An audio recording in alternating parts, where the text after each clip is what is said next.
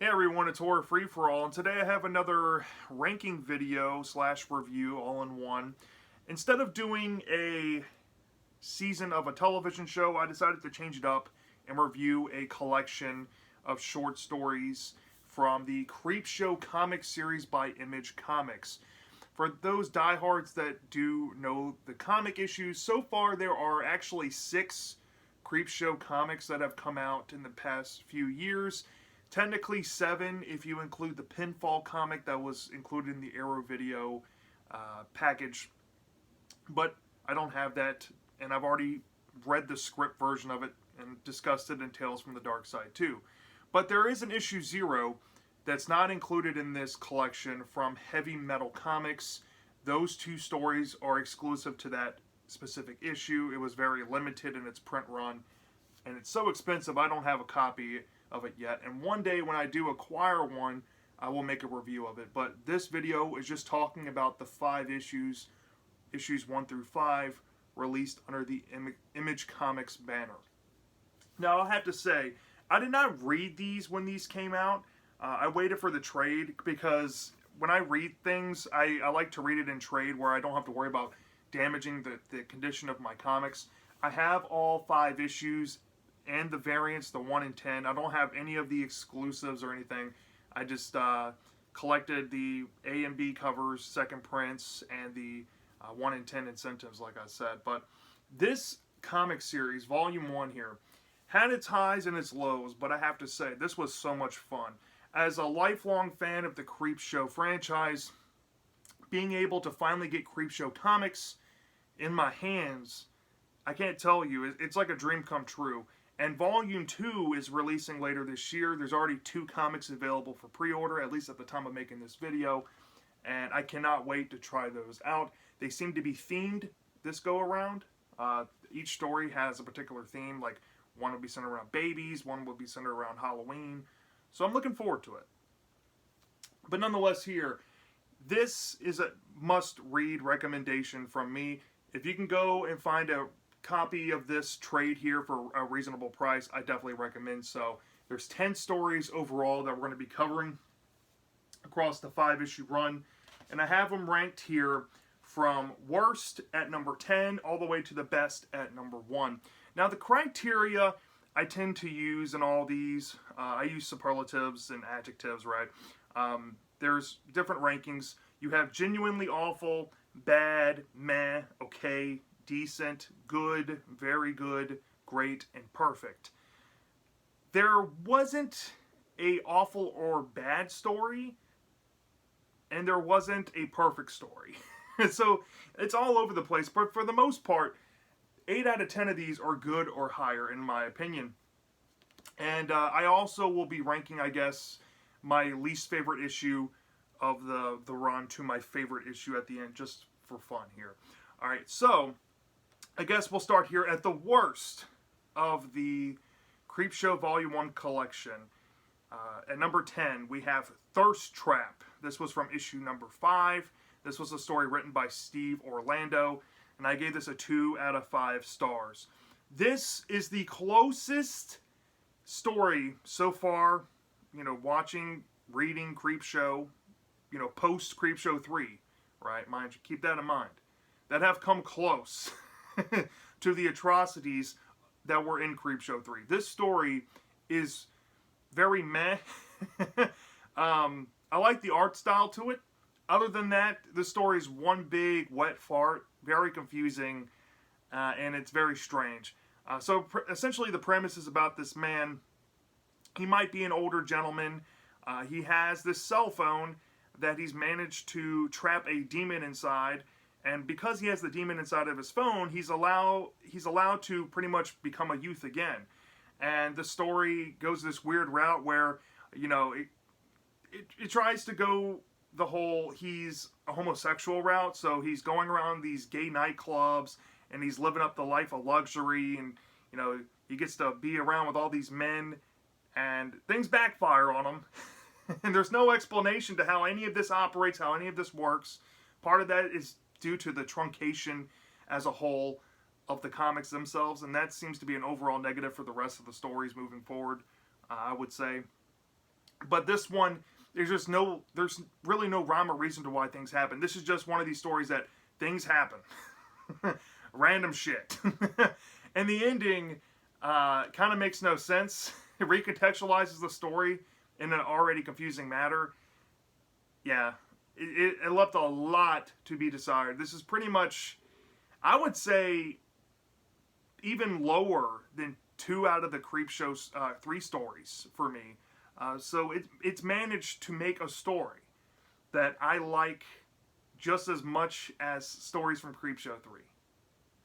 Yeah, not a good story whatsoever. Do not recommend this one if you are going to read these. All right, in the next one at number 9, we have the only decent one. This one comes from issue number 2. It's called The Gorga Mora Tree. This was a story by David and Maria Lapham. I gave this story a 3 out of 5 stars. Now, part of my reservations with this story is the bad taste elements to it. There's not a lot happening. It's mostly just a little girl getting pretty much abused by her parents on the pages.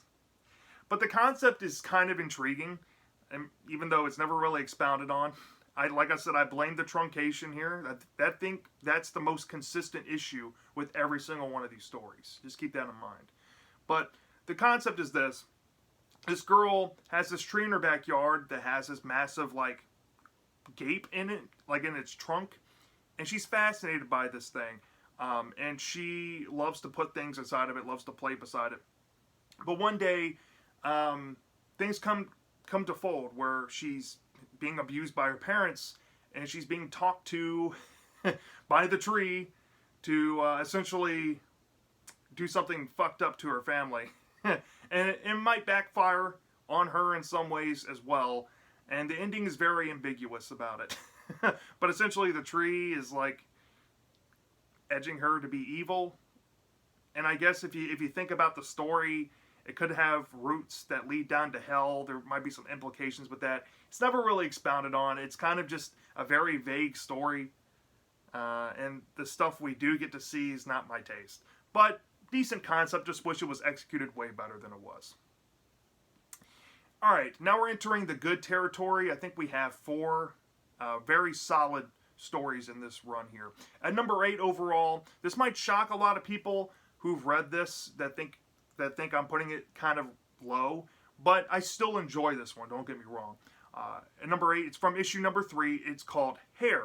This was a story by Francesco and L. Marlo Francavilla, and I gave this a 3.5 out of 5 stars.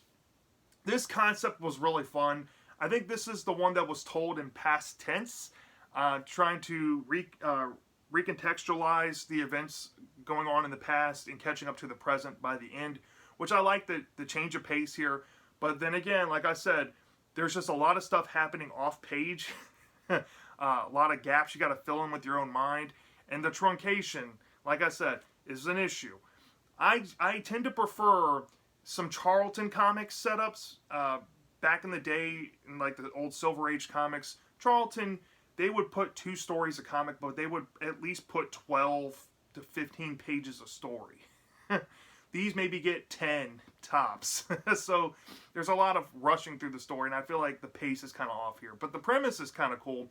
Essentially, this man, he has this unhealthy obsession with, like, raccoons, right?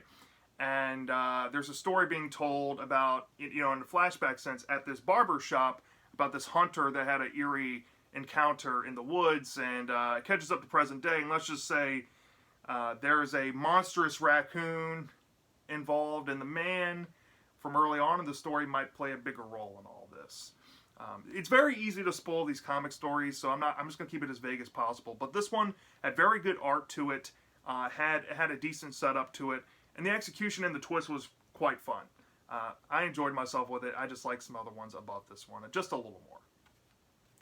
At number 7, we have, from issue number 3 as well, The Bridge. This was a story written by Ariella Cristantina. I think that's how you say her name.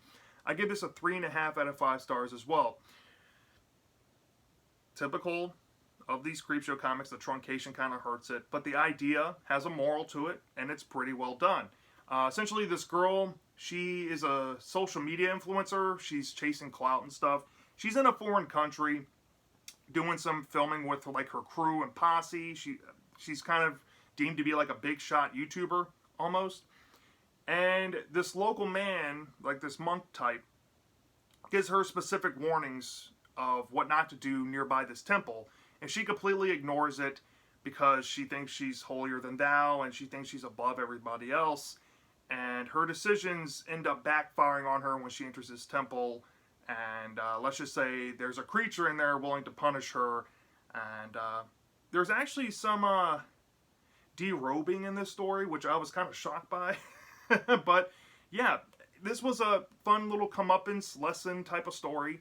The moral to it is, you should obey cultures. Nobody is above anything else. You should, respect, people's religions, people's practices. The list goes on.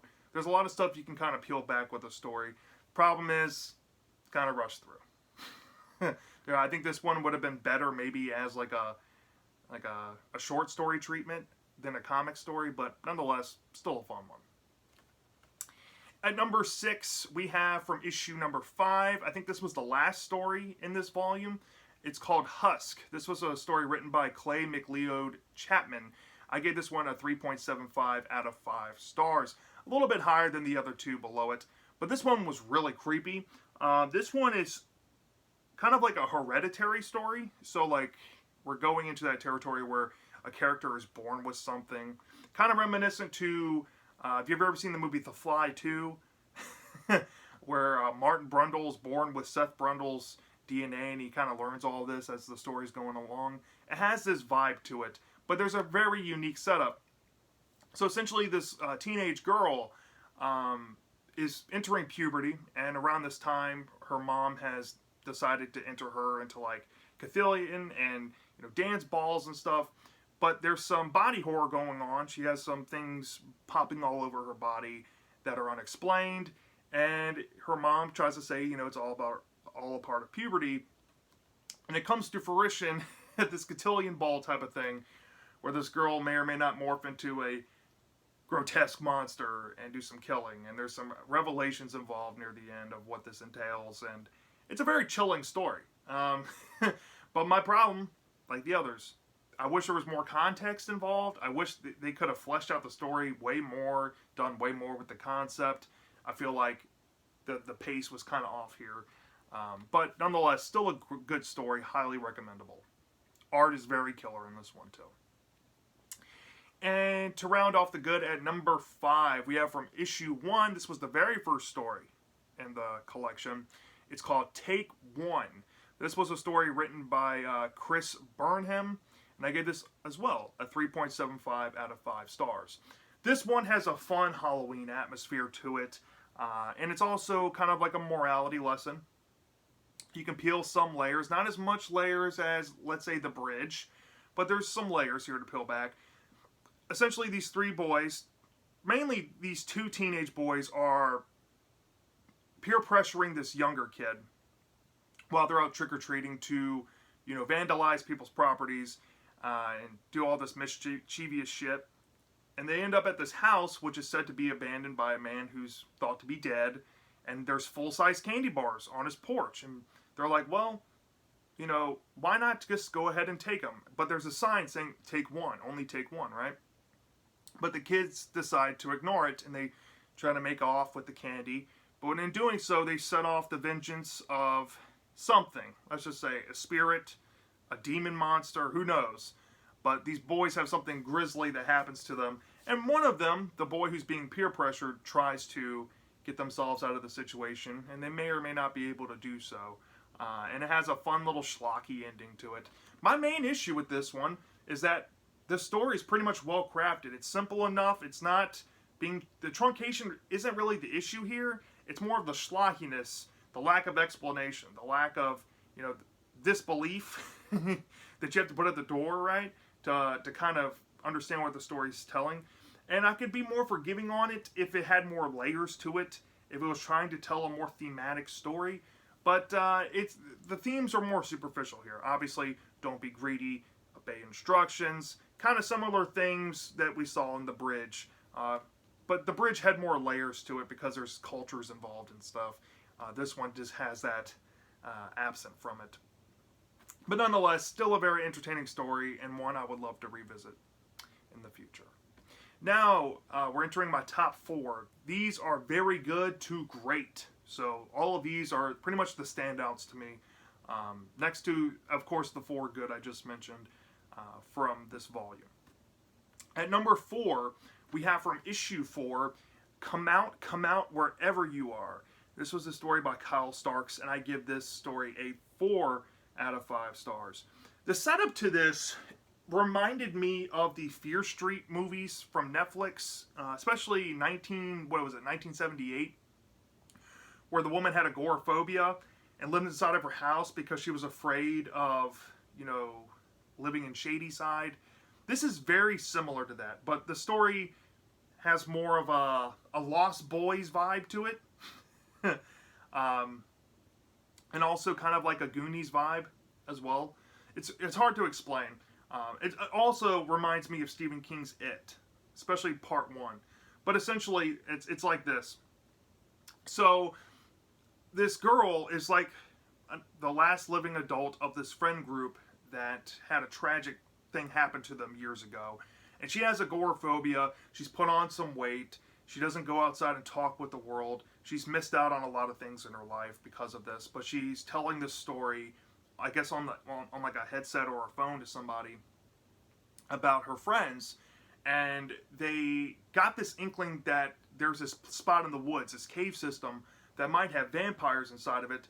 And they found evidence, and they thought it might be a good idea to, gear up and go handle the vampires. But things backfired, and a lot of the kids died grisly deaths, and she was pretty much the sole survivor.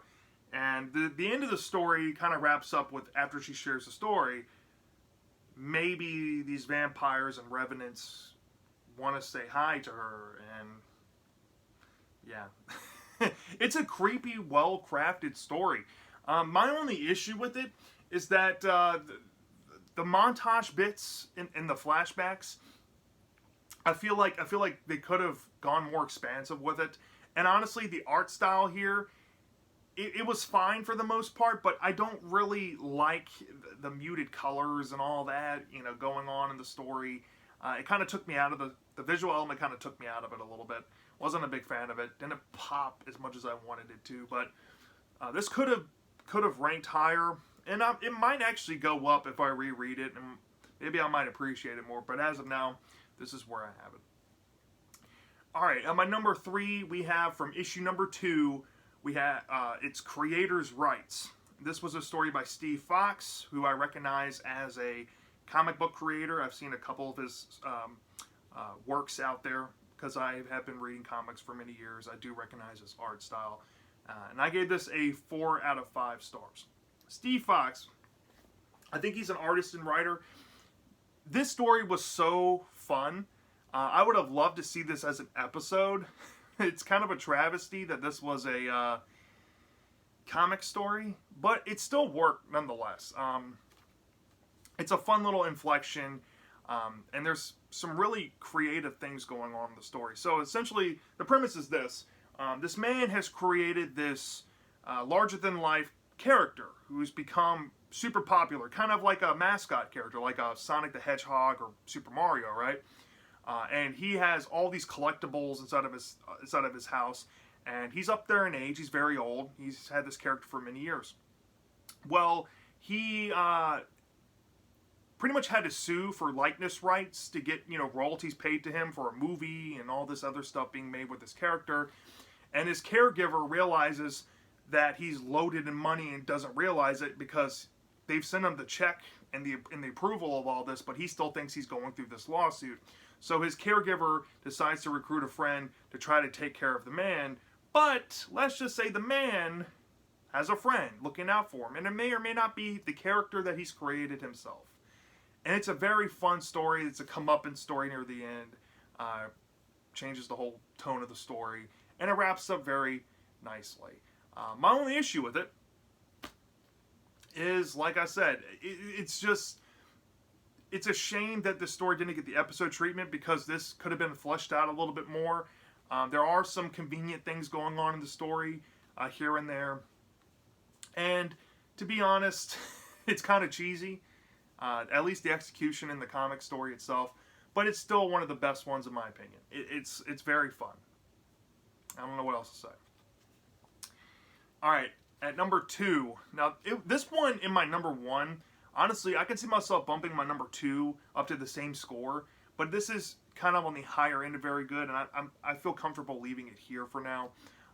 This is from issue number 4, and it's called La Mascara de La Muerte. And this was a story by Henry Barajas, and I gave this a 4.25 out of 5 stars.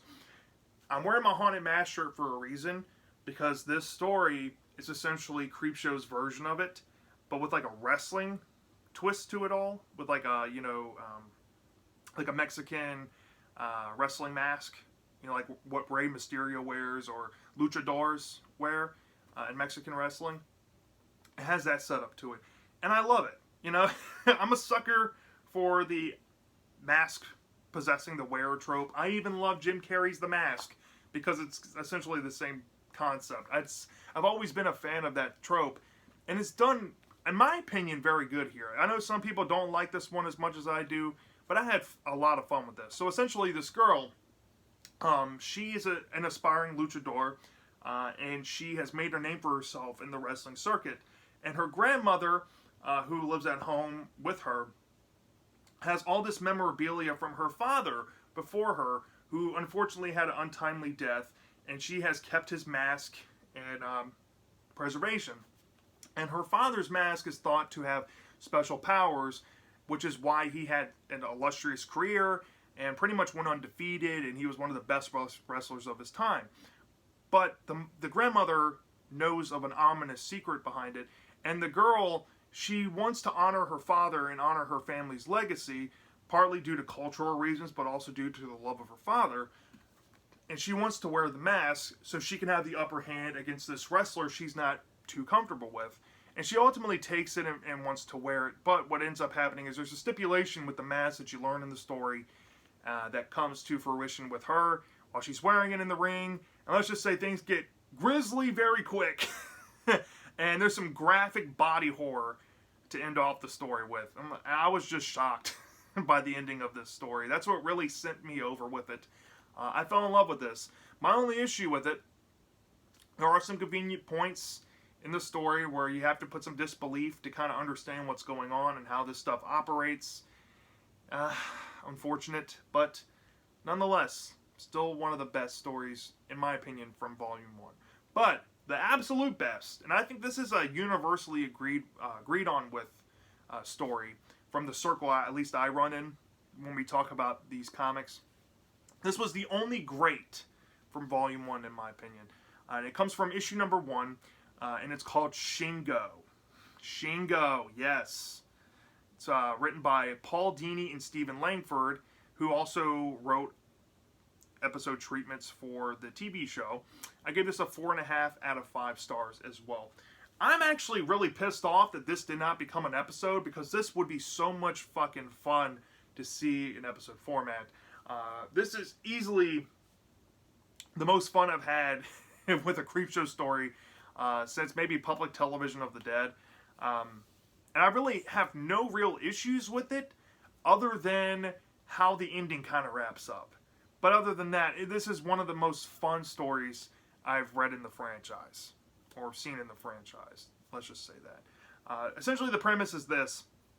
This girl is having a birthday party, but her parents are divorced. Her father and her mother are very estranged, and they like to fight and bicker a lot. And for this girl's birthday, one of the parents has last minute... let's just say there's a last minute decision to hire this entertainer that's presumably wearing like a giant suit, which is the monster of the story. And the monster is kind of fun and funny. Like they obviously have like some talent to entertain kids and all that. And the parents don't think anything of it, but the kids start to notice that these weird things are going on with it, and they put two and two together with their minds and realize that this thing may be a mythical creature. And let's just say this creature has an appetite of eating people, and while these parents are fighting and having arguments at this girl's party, all this crazy shit is happening, and it ends up with a wild-ass climax, and a kind of whimper of an ending. But nonetheless, it escalates perfectly. There's so much build-up in this story. There's setup and payoff to it. You'll see it when I'm talking about it. There's some layers to peel back about parental styles, very reminiscent to a story from Tales from the Dark Side called Family Reunion. There's these two parents think they do things better than the other, or one does things wrong all the time, and you kind of see how toxic, parental relationships can affect children and even make them nose blind to something completely dangerous happening to children. And it's also kind of an inflection of how these children, especially the girl, has kind of grown more self-reliant because of her lack of, faith in her parents and the ability to trust that they'll always do what's in her best interest. It's a very fun story, and the monster concept is absolutely fun.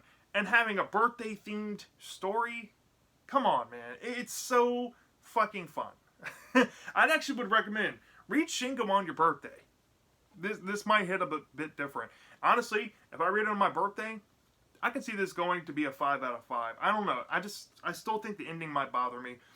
This would have been a perfect as-is episode. They can literally just take this story, make it an episode if they wanted to.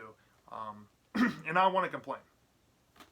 So yeah, that's my thoughts on Creepshow Volume 1 from Image Comics. Let me know down in the comment section if you've read this. Out of the 10 stories, which one's your favorite? Which one's your least favorite? How would you rank these? Are you excited for Volume 2 coming out later this year? I'm dying to know. And I'll see you next time.